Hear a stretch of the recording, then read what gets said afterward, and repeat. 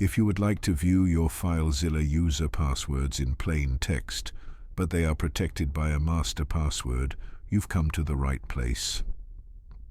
Let's begin by going to Edit, Settings, Passwords. Here, choose Save Passwords and click OK.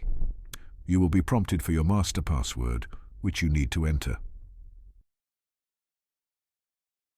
Next, export your sites by going to File, Export, and select the option to export the Site Manager entries. You can now save them as an XML file and then open that file in any plain text editor. The passwords will appear between the pass tags, but you still need to base 64 decode them. You can do this quickly online by searching for a base 64 decoder.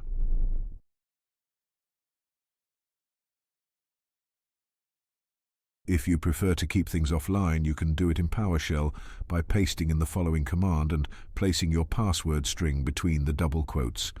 Then simply press Enter to see your password revealed. Finally, it's a good idea to go back to your Filezilla settings and re-enable the master password protection.